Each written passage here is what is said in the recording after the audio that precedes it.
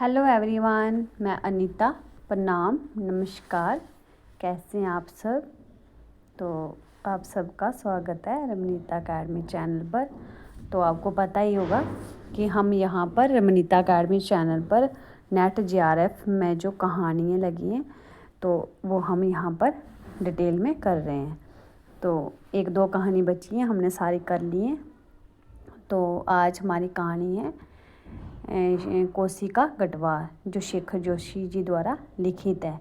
तो पहले हम कहानी के जो कहानी का जो आरंभ है उसको हम आराम से देख लेते हैं। उसके बाद हम आगे कहानी को कंटिन्यू करेंगे, क्योंकि हमें कहानी का जो विस्तार पहले पता चल जाए अगर शॉर्ट में, तो फिर हमें कहानी आराम से समझ में आ जाती है। तो ये मैंने पहले रखा है कहानी के बारे में कि कहानी में क्या है, किस पत्रिका में, उसका प्रकाशन वर्ष सब जहाँ पर रखा है मैंने। उसके बाद हम कहानी को विस्तार से आगे पढ़ते हैं। तो शेखर जोशी की प्रसिद्ध कहानी कोसी का गटवार पहली बार 1958 में हैदराबाद से प्रकाशित प्रतिष्ठित हिंदी पत्रिका कल्पना में प्रकाशित हुई थी। तो पहली बार कब हुई थी? 1958 में। किस पत्रिका में? जो हैदराबाद से प्रकाशित पत्रिका कल्पना। तो ये कहानी उनके शुरुआती दौर की सबसे सशक्त रचनाओं में से एक है, ठीक है, जो पहाड़ी जीवन, प्रेम की विडंबना और मानवीय अकेलेपन को उजागर करता है। तो ये था कहानी के बारे में। अब हम कहानी से थोड़ा सा कहानी का विवरण देख लेते हैं। प्रकाशन वर्ष जो है 1958 में पत्रिका कल्पना जो हैदराबाद से निकलती थी, और शैली ये पूर्व द्वितीय शैली में, जिसको हम इंग्लिश में फ्लैशबैक टेक्निक भी कहते हैं, ये महत्वपूर्ण है। इसमें मुख्य पात्र जो हैं वो गोसाई, फौजिया और लक्ष्मण है। विषय ये एक अधूरी प्रेम कहानी है, ठीक है, जिसमें गरीबी, नियति और सामाजिक परिस्थितियों के कारण प्रेमी प्रेमिका का मिलन नहीं हो पाता, ठीक है। संग्रह में ही बाद में ये कहानी उनके कहानी संग्रह कोसी का गटवार 1958 में शामिल की गई थी। ये थे मुख्य विवरण जो हमें कहानी के बारे में थोड़े महत्वपूर्ण थे। शेखर जोशी ने कोसी का गटवार कहानी में अधूरे प्रेम को चित्रित किया है, जो निश्चल है। ये मैंने आपको पीछे भी बताया, ठीक है। तो लेखक ने कहीं भी प्रेम शब्द का प्रयोग नहीं किया है, और ना ही कहानी में उनकी आंखें मिली, ना दोनों ने कभी एक दूसरे को छुआ है, परंतु फिर भी ये प्रेम की एक अद्भुत कहानी के रूप में प्रसिद्ध है, जिसमें किसी प्रकार का कोई छल कपट नहीं है। तो ये जो लिखा है, ये आप कहानी को ध्यान से सुन के समझ लेना कि क्या ये सत्य है। तो शुरू करते हैं हम अपनी आज की कहानी।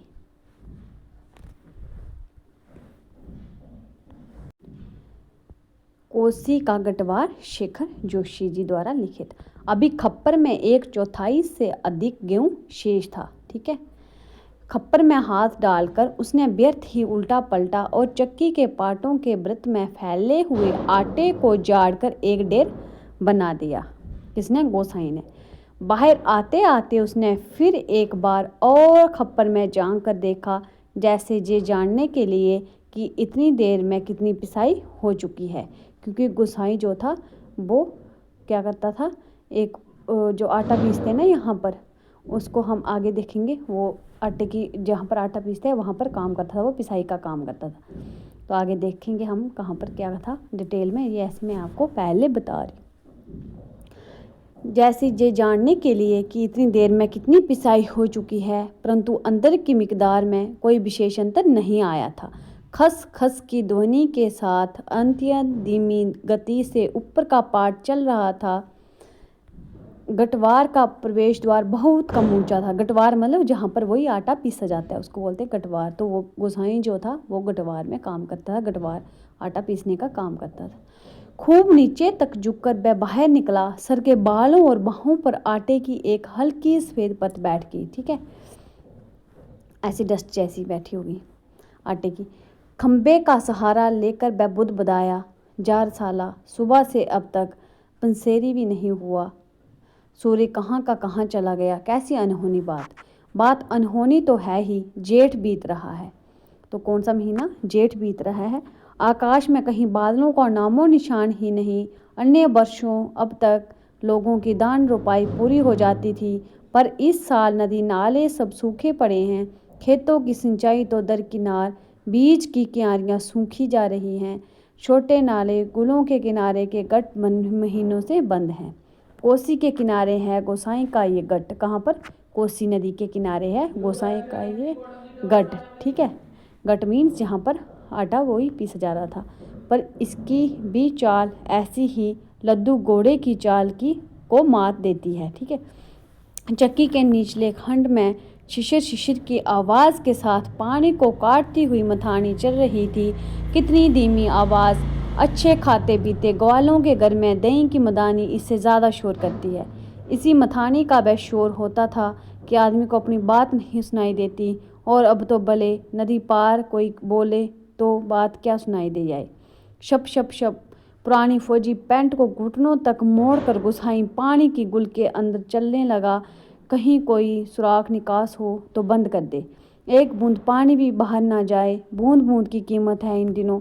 प्रायः आधा फलांग चलकर वह बांध पर पहुंचा।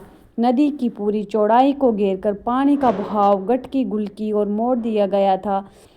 किनारे की मिट्टी घास लेकर उसने बांध में एक दो स्थान पर निकास बंद किया, और फिर गुल के किनारे किनारे चलकर गट पर आ गया।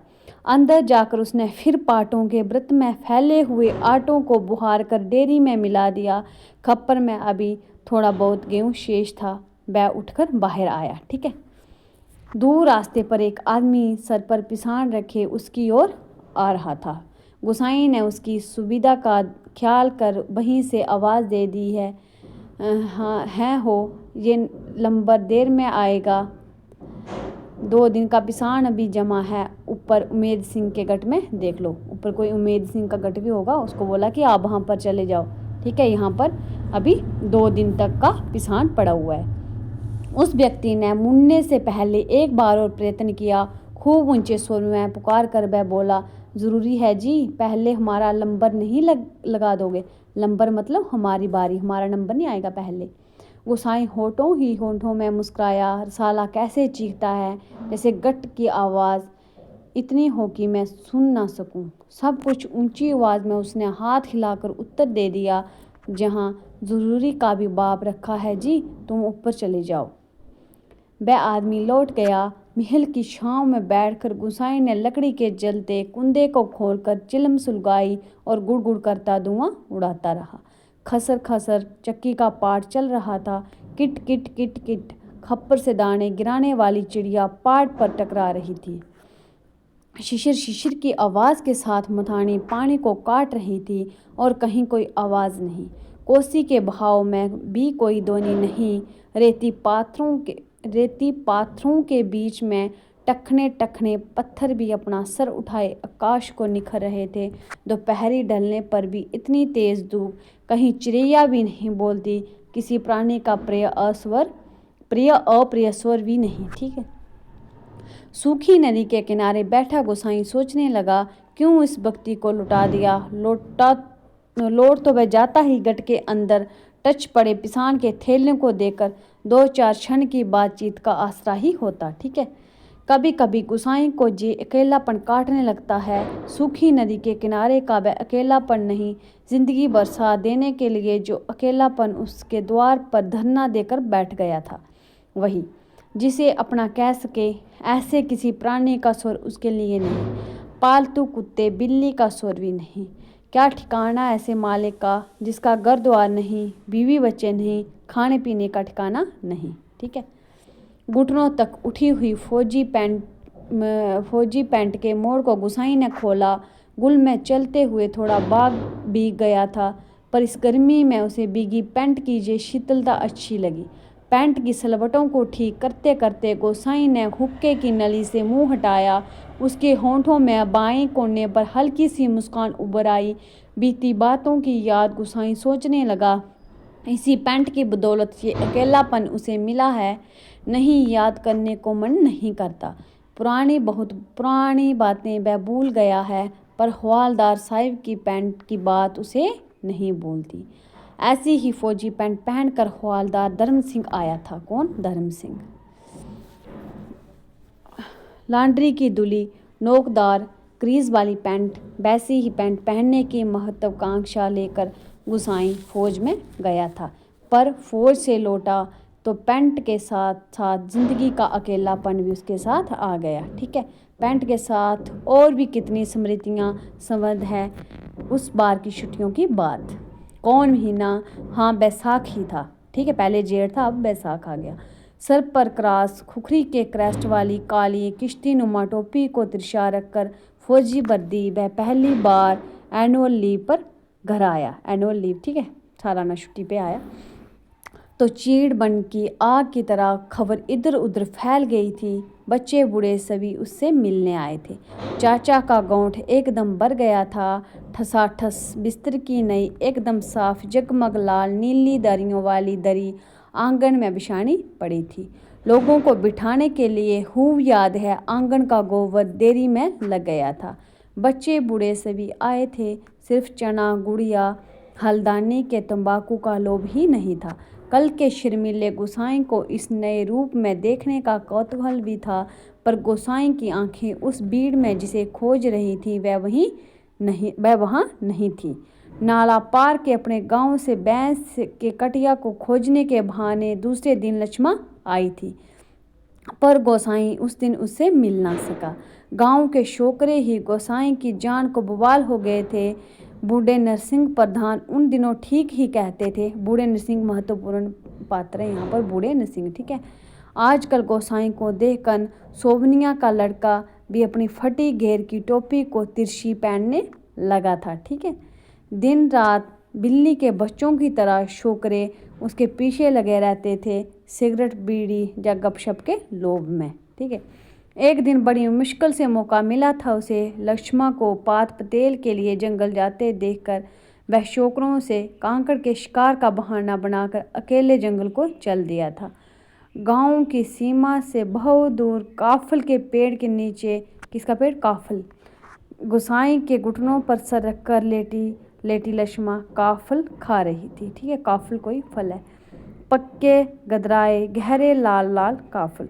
खेल खेल में काफलों की छीना झपटी करते गोसाई ने लक्ष्मा की मुट्ठी पींच दी थी।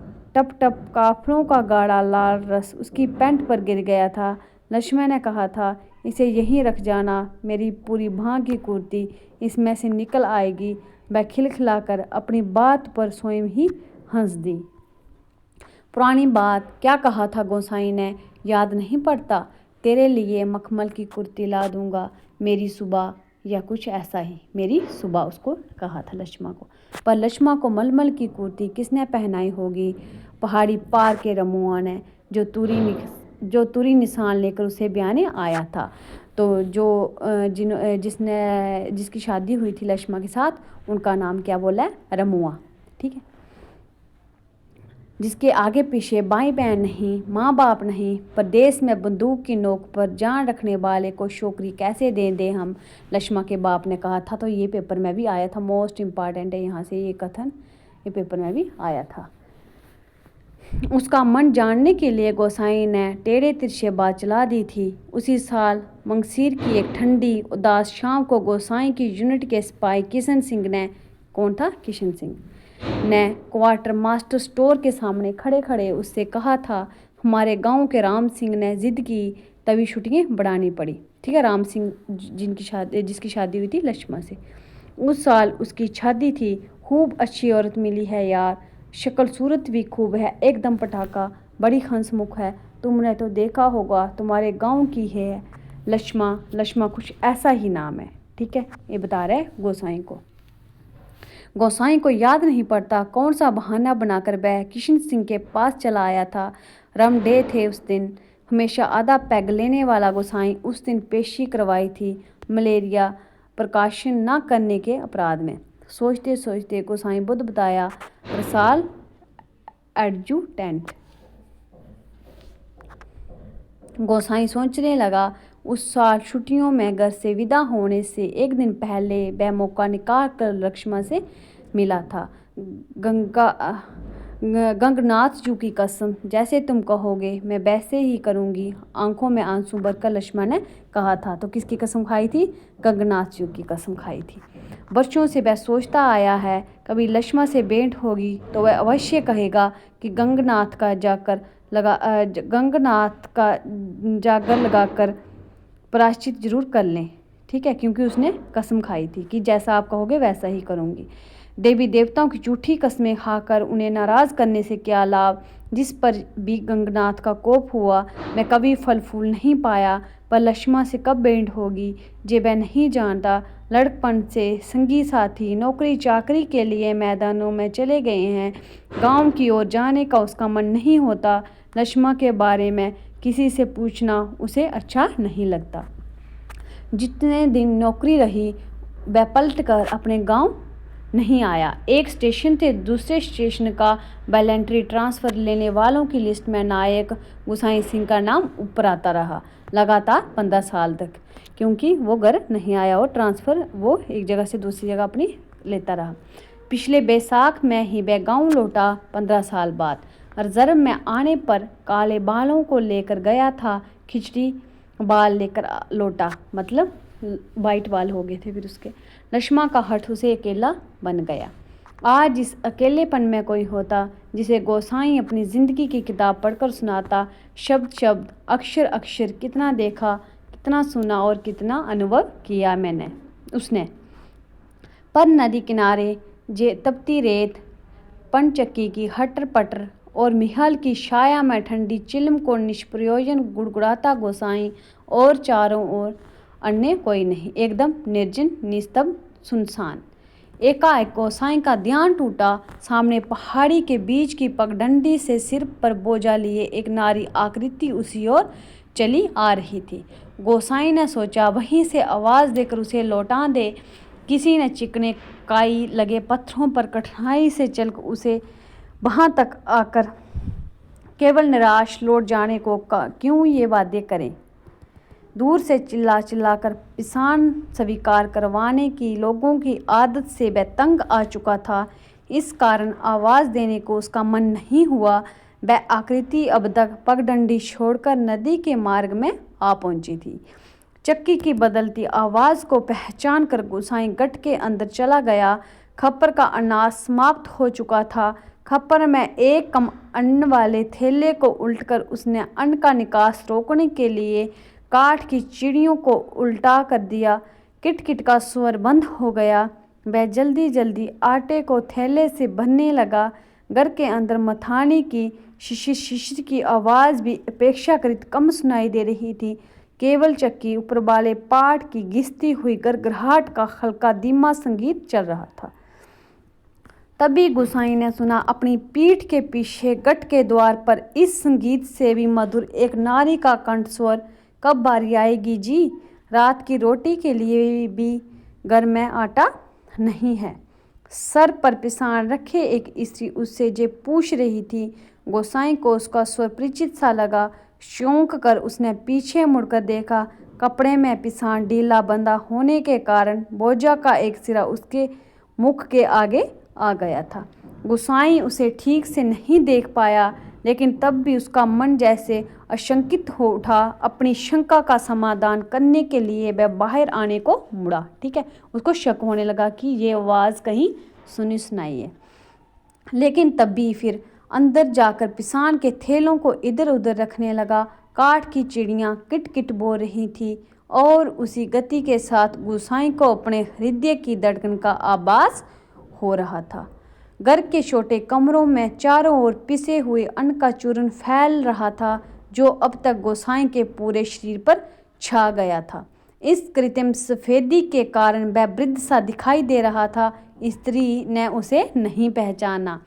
उसने दोबारा वह ही शब्द दोहराए। वह अब भी तेज धूप में बोझा सर पर रखे हुए गोसाई का उत्तर पाने को आतुर थी। शायद नकारात्मक उत्तर मिलने पर वह उल्टे पांव लौटकर किसी अन्य चक्की का सहारा लेती।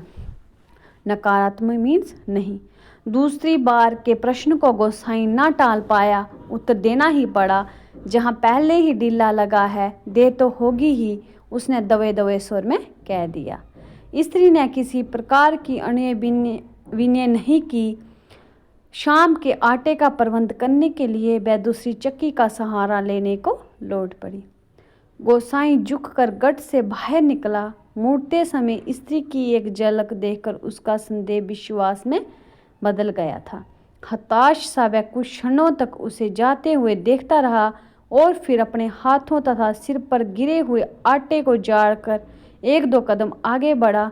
उसके अंदर की किसी अज्ञात शक्ति ने जैसे उसे वापस जाती हुई उस स्त्री को बुलाने को बाध्य कर दिया। आवाज़ देकर उसे बुला लेने को उसने मुंह खोला, परंतु आवाज़ न दे सका। एक झिझक, एक असमर्था थी जो उसका मुंह बंद कर रही थी। वह स्त्री नदी तक पहुंच चुकी थी। गोसाईं के अंतर में तीव्र उथल पुथल मच गई। एक बार आवेग इतना तीव्र था कि वह स्वयं को नहीं रोक पाया। लड़खड़ाती आवाज़ में उसने पुकारा, लक्ष्मा। घबराहट के कारण वह पूरे जोर से आवाज़ नहीं दे पाया था। स्त्री ने ये आवाज़ नहीं सुनी। इस बार गोसाईं ने स्वस्थ होकर पुनः पुकारा, लक्ष्मा। लक्ष्मा ने पीछे मुड़कर देखा। मायके में उसे सभी इसी नाम से पुकारते थे। ये संबोधन उसके लिए स्वाभाविक था, परंतु उसे शंका शायद ये थी कि चक्की वाला एक बार पिसान स्वीकार न करने पर भी दोबारा उसे बुला रहा है, या उसे केवल भ्रम हुआ। उसने वहीं से पूछा, मुझे पुकार रहे हैं जी? गोसाईं ने संयत स्वर में कहा, हाँ, ले आ, हो जाएगा। लक्ष्मा क्षण भर रुकी और फिर गट की ओर लौट गई। अचानक साक्षात्कार होने का मौका न देने की इच्छा से गोसाईं व्यस्तता का प्रदर्शन करता हुआ महल की छांव में चल गया। महल पेड़ की छांव में। लक्ष्मा पिसान का थैला गट के अंदर रख आई। बाहर निकलकर उसने आंचल के कवर से मुंह पोंछा। तेज धूप में चलने के कारण उसका मुंह लाल हो गया था। किसी पेड़ की छाया में विश्राम करने की इच्छा से उसने इधर उधर देखा। महल के पेड़ की छाया में गट की ओर पीठ किए गोसाईं बैठा हुआ था। निकट स्थान में दाड़िम के एक पेड़ की छांव, ठीक है, पहले महल का पेड़ फिर दाड़िम का पेड़ को छोड़कर अन्य कोई बैठने लायक स्थान नहीं था। वह उसी ओर चलने लगी। गोसाईं की उदारता के कारण ऋणी सी होकर ही जैसे उसने निकट आते आते कहा, तुम्हारे बाल बच्चे जीते रहें गटवार जी। बड़ा उपकार का काम कर दिया तुमने। ऊपर के गट में भी जाने कितनी देर में लंबर मिलता। अजाज संतति के प्रति दिए गए आशीर्वचनों को गोसाईं ने मन ही मन विनोद के रूप में ग्रहण किया।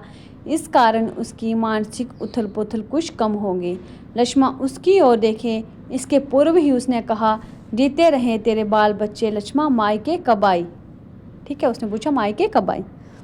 गोसाईं ने उत्तर में गुमड़ती आंधी को रोककर ये प्रश्न इतने संयत स्वर में किया जैसे वह भी अन्य 10 आदमियों की तरह लक्ष्मा के लिए एक साधारण व्यक्ति हो। ठीक है, प्रेमी की तरह नहीं, ऐसे साधारण व्यक्ति की तरह पूछा उसने।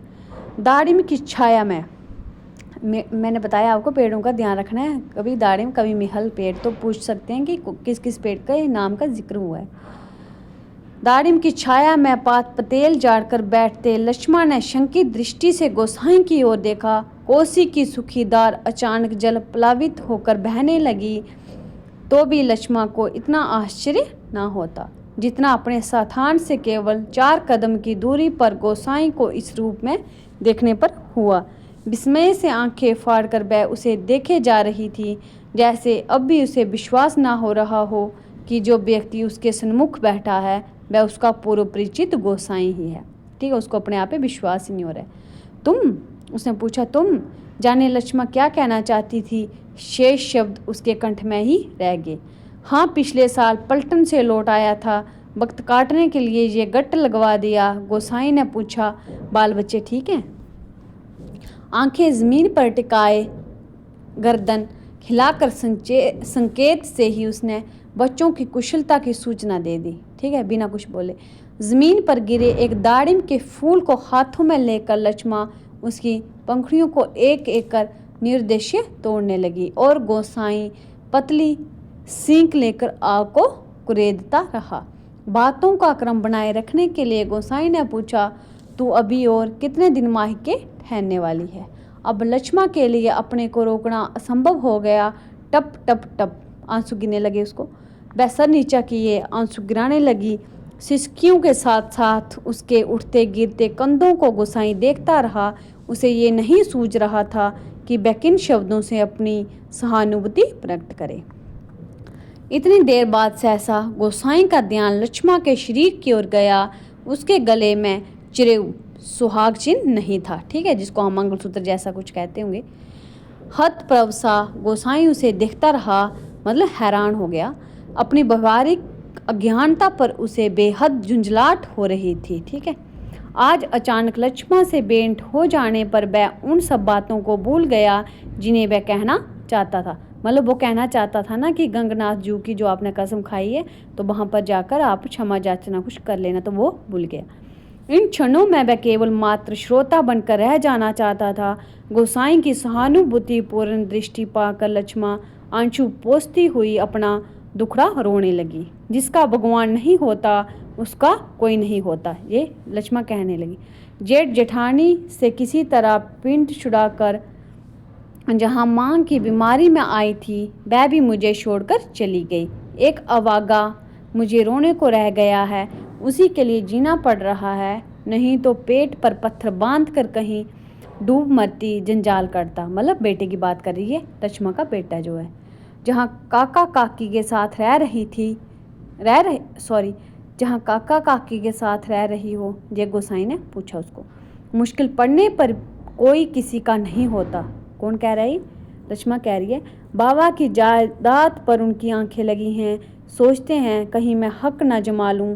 मैंने साफ साफ कह दिया, मुझे किसी का कुछ लेना देना नहीं। जंगलात का लीसा डो डो कर अपनी गुजर कर लूँगी, किसी की आंख का कांटा बनकर नहीं रहूँगी, ठीक है।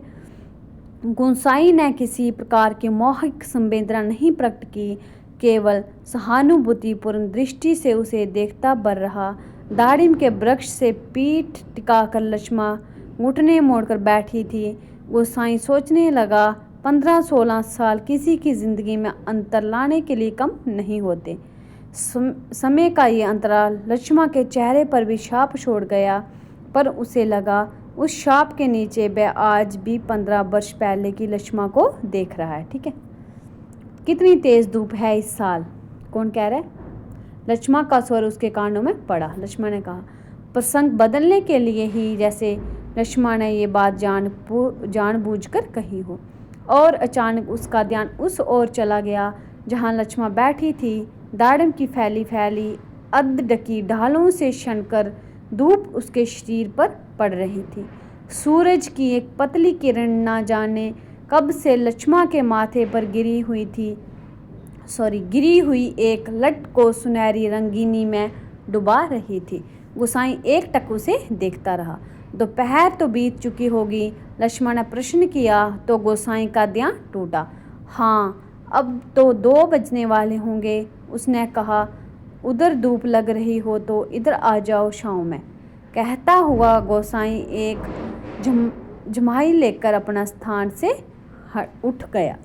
नहीं, यही ठीक है कहकर लक्ष्मा ने गोसाई की ओर देखा, लेकिन वह अपनी बात कहने के साथ ही दूसरी ओर देखने लगा। गट में कुछ देर पहले डाला हुआ पिसान समाप्ति पर था। नंबर पर रखे हुए पिसान की जगह उसने जाकर जल्दी जल्दी लक्ष्मा का अनाज खप्पर में खाली कर दिया। धीरे धीरे चलकर गोसाई गुल के किनारे तक गया। अपनी अंजुली से भर भर कर उसने पानी पिया और फिर पास ही एक बंजर गट के अंदर जाकर पीतल और अल्मुनियम के कुछ बर्तन लेकर आग के निकट लौट आया। आसपास पड़ी हुई सूखी लकड़ियों को बटोरकर उसने आग सुलगाई और एक काली पुत्ती बटलोई में पानी भर रखकर जाते जाते लक्ष्मा की ओर मुँह कर कह गया, चाय का टाइम भी हो रहा है, पानी उबल जाए तो पत्ती डाल देना, पुड़िया में पड़ी है। लक्ष्मा ने उत्तर नहीं दिया। वह उसे नदी की ओर जाने वाली पगडंडी पर जाता हुआ देखती रही। सड़क किनारे की दुकान से दूध लेकर लौटते लौटते गोसाई को काफ़ी समय लग गया था। वापस आने पर उसने देखा एक 6-7 वर्ष का बच्चा लक्ष्मा की देह से सटकर बैठा हुआ है। बच्चे का परिचय देने की इच्छा से जैसे लक्ष्मा ने कहा, इस छोकरे को घड़ी भर के लिए भी चैन नहीं मिलता, जाने कैसे पूछता खोजता मेरी जान खाने को जहाँ भी पहुँच गया। ठीक है। गोसाई ने लक्ष्य किया कि बच्चा बार बार उसकी दृष्टि बचाकर माँ से किसी चीज़ के लिए जिद कर रहा है। एक बार झुंझलाकर लक्ष्मा ने उसे झिड़क दिया, चुप रह, अभी लौट कर घर जाएंगे, इतनी सी देर में क्यों मरा जा रहा है। ठीक है। वो कुछ मांग रहा था खाने के लिए। चाय के पानी में दूध डालकर गोसाई फिर उसी बंजर गट में गया। एक थाली में आटा लेकर वह गुल के किनारे बैठा बैठा उसे गूंथने लगा। महल के पेड़ की ओर आते समय उसके साथ में 2-1 बर्तन और ले लिए। ठीक है। उसने साथ में 1-2 बर्तन और ले लिए।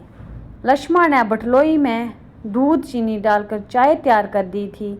1 गिलास, 1 एनेमल का मग और 1 एल्युमिनियम के मैस्टिन में गोसाई ने चाय डालकर आपस में बांट ली और पत्थरों से बने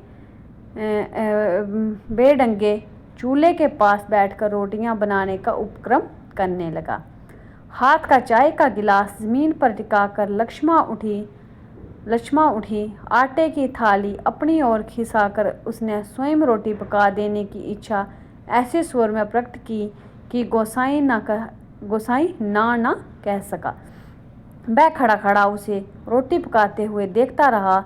गोल गोल डिबियाँ सरीखी रोटियां चूल्हे में खिलने लगी। बरसों बाद गोसाई ने ऐसी रोटियां देखी थी जो अनिश्चित आकर ही फौजी लंगर की चपातियों या स्वयं उसके हाथ से बनी बेडोल रोटियों से एकदम भिन्न थी। आटे की लोई बनाते समय लक्ष्मा के छोटे छोटे हाथ बड़ी तेजी से घूम रहे थे। कलाई में पहने हुए चांदी के कड़े जब कभी आपस में टकरा जाते तो खन खन का एक अत्यंत मधुर स्वर निकलता। चक्की के पाट पर टकराने वाली काठ की चिड़ियों का स्वर कितना नीरस हो सकता है, ये गोसाई ने आज पहली बार अनुभव किया। किसी काम से वह बंजर गट की ओर गया और बड़ी देर तक खाली बर्तन डिब्बों को उठाता रहता रहा। वह लौट कर आया तो लक्ष्मा रोटी बनाकर बर्तनों को समेट चुकी थी और अब आटे में सने हाथों को धो रही थी। गोसाई ने बच्चे की ओर देखा। वह दोनों हाथों में चाय का मग थामे टकटकी लगाकर गोसाई को देखे जा रहा था। लक्ष्मा ने आग्रह के स्वर में कहा, चाय के साथ खानी हो तो खा लो, फिर ठंडी हो जाएगी। मैं तो अपने टाइम से ही खाऊंगा। ये तो बच्चे के लिए स्पष्ट कहने में उसे झिझक महसूस हो रही थी, जैसे बच्चे के संबंध में चिंतित होने की उसकी चेष्टा अनधिकार हो। ना जी ना, वह तो अभी घर से खाकर ही आ रहा है। मैं रोटियां बनाकर रख आई हूँ। अत्यंत संकोच के साथ लक्ष्मा ने आपत्ति प्रकट कर दी। ठीक है। और यूं ही कहती है, कौन कहने लगा? बेटा कहने लगा, कहाँ रखी थी रोटियां घर में? बच्चे ने रोमांसी आवाज़ में वास्तविक व्यक्ति की बातें सुन रहा था और रोटियों को देखकर उसका संयम ढीला पड़ गया था। उस बेचारे को भूख लगी थी तो वो कहाँ से बनाती लक्ष्मा, जबकि घर में आटा नहीं था। चुप आंखें तरेर कर लक्ष्मा ने उसे डांट दिया। बच्चे के इस कथन से उसकी स्थिति हास्यास्पद हो गई और इस कारण लज्जा से उसका मुंह आरक्त हो गया। ठीक है। बच्चा है, भूख लग आई होगी, डांटने से क्या फ़ायदा। गोसाई ने बच्चे का पक्ष लेकर 2 रोटियां उसकी ओर बढ़ा दी, परंतु मां की अनुमति के बिना उन्हें स्वीकारने का साहस बच्चे को नहीं हो रहा था, क्योंकि उसने उसको डांटा था। वह ललचाई दृष्टि से कभी रोटियों की ओर कभी माँ की ओर देख लेता था। सोच रहा हो क्या पता फिर से डांटना पड़े। गोसाई के बार बार आग्रह करने पर भी बच्चा रोटियां लेने में संकोच करता रहा तो लक्ष्मा ने उसे झिड़क दिया, मर, अब ले क्यों नहीं लेता? जहाँ जाएगा वहीं अपने लक्षण दिखाएगा। इससे पहले कि बच्चा रोना शुरू कर दे, गोसाई ने रोटियों के ऊपर एक टुकड़ा गुड़ का रखकर बच्चे के हाथों में दिया। ठीक है, बड़ी बड़ी आंखों से इस अनोखे मित्र को देखकर बच्चा चुपचाप रोटी खाने लगा और गुसाई कौतुकपूर्ण दृष्टि से उसके हिलते हुए होठों को देखता रहा। इस छोटे से प्रसंग के कारण वातावरण में एक तनाव सा आ गया, जिसे गुसाई और लक्ष्मा दोनों ही अनुभव कर रहे थे। स्वयं भी एक रोटी को चाय में डुबाकर खाते खाते गुसाई ने जैसे इस तनाव को कम करने की कोशिश में ही मुस्कुराकर कहा, लोग ठीक ही कहते हैं, औरत के हाथ की बनी रोटियों में स्वाद ही दूसरा होता है, इम्पोर्टेंट। लक्ष्मण ने करुण दृष्टि से उसकी ओर देखा। गुसाई होकर होंखली हंसी हंस रहा था। कुछ साग सब्जी होती तो बेचारा एक आधी रोटी और खा लेता। गुसाई ने बच्चे की ओर देखकर अपनी विवशता प्रकट की। ऐसा ही खाने पीने की तकदीर लेकर पैदा हुआ होता तो मेरे भाग्य क्यों पड़ता। 2 दिन से घर में तेल नमक नहीं, आज थोड़े पैसे मिले हैं, आज ले जाऊंगी कुछ सौदा। ठीक है, महत्वपूर्ण। हाथ से अपनी जेब टोलते हुए गुसाई ने संकोचपूर्ण स्वर में कहा, लक्ष्मा ने जिज्ञासा से उसकी ओर देखा। गुसाई ने जेब से एक नोट निकालकर उसकी ओर बढ़ाते हुए कहा, ले काम चलाने के लिए ये रख ले, मेरे पास और भी हैं, परसों दफ्तर से मनी ऑर्डर आया था। नहीं जी, काम तो चल ही रहा है, मैं इस मतलब से थोड़े कह रही थी। ये तो बात चली थी तो मैंने कहकर लक्ष्मण ने सहायता लेने से इनकार कर दिया। गोसाई को लक्ष्मण का ये व्यवहार अच्छा नहीं लगा। रूखी आवाज़ में वह बोला, दुख तकलीफ के वक्त ही आदमी के काम नहीं आया तो बेकार है साला। मोस्ट इम्पॉर्टेंट आया पहले भी। कितना कमाया कितना फूंका हमने इस ज़िंदगी में, कोई हिसाब का फ़ायदा नहीं। किसी के काम नहीं आया, इसमें एहसान की क्या बात है। पैसे तो मिट्टी है रसाला, किसी के काम नहीं आया तो मिट्टी एकदम मिट्टी। परंतु गोसाई के इस तर्क के बावजूद भी लक्ष्मा अड़ी रही। बच्चे के सिर पर हाथ फेरते हुए उसने दार्शनिक गंभीरता से कहा, गंगनाथ दाहिने रहें तो भले बुरे दिन निभी जाते हैं। पेट का क्या है, गट के खप्पर की तरह जितना डालो कम हो जाए। अपने पराये प्रेम से हंस बोल दें तो वह बहुत है दिन काटने के लिए। ठीक है। गोसाई ने गौर से लक्ष्मा की मुख की ओर देखा। वर्षों पहले उठे हुए ज्वार और तूफान का वहाँ कोई चिन्ह शेष नहीं था। अब वह सागर जैसी सीमाओं में बंधकर शांत हो चुका था। रुपया लेने के लिए लक्ष्मा से अधिक आग्रह करने का उसका साहस नहीं हुआ, पर गहरे असंतोष के कारण बुझा सा वह धीमी चाल से चलकर वहाँ से हट गया। सहसा उसकी चाल तेज हो गई और घर के अंदर जाकर उसने एक बार शंकित दृष्टि से बाहर की ओर देखा। लक्ष्मा उस ओर पीठ किए बैठी थी। उसने जल्दी अपने निजी आटे के टीन से 2-2.5 सेर के करीब आटा निकालकर लक्ष्मा के आटे में मिला दिया, मतलब उसको और ज़्यादा दे दिया बढ़ा के। और संतोष की एक सांस लेकर वह हाथ झाड़ता हुआ बाहर आकर बांध की ओर देखने लगा। ऊपर बांध पर किसी को घूमते हुए देखकर उसने हाँक दी। शायद खेत की सिंचाई के लिए कोई पानी तोड़ना चाहता था। बांध की ओर जाने से पहले वह एक बार लक्ष्मा के निकट गया। पिसान पिस जाने की सूचना उसे देकर वापस लौटते हुए फिर ठिठक कर खड़ा हो गया। मन की बात कहने से जैसे उसे झिझक हो रही हो। अटक कर वह बोला, लक्ष्मा ने सिर उठाकर उसकी ओर देखा। गुसाई को चुपचाप अपनी ओर देखते हुए पाकर उसे संकोच होने लगा। वह ना जाने क्या कहना चाहता था। इस बात की आशंका से उसके मुख का रंग अचानक फीका होने लगा, पर गुसाई ने झिझकते हुए केवल इतना ही कहा, कभी 4 पैसे जुट जाएं तो गंगनाथ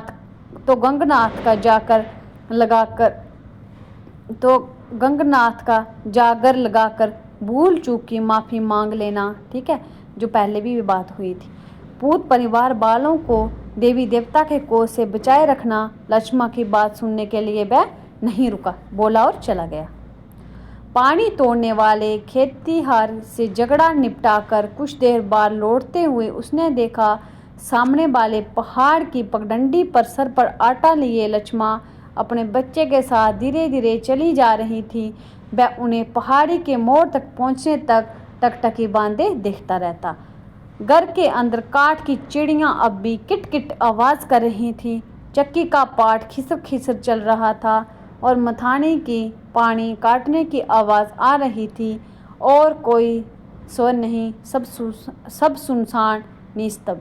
तो ये थी कहानी पूरी हुई। मैंने आपको कोई भी शब्द, एक लाइन क्या एक शब्द तक नहीं छोड़ा है, पूरा आपके सामने रखा है। जो पूछा गया है वो भी आपको बता दिया है, जो महत्वपूर्ण था वो भी आपको बता दिया मैंने। तो अगर कोई गलती हुई होगी तो प्लीज़ माफ़ करें। क्लास को लाइक, शेयर और चैनल को सब्सक्राइब ज़रूर करें। धन्यवाद आप सबका।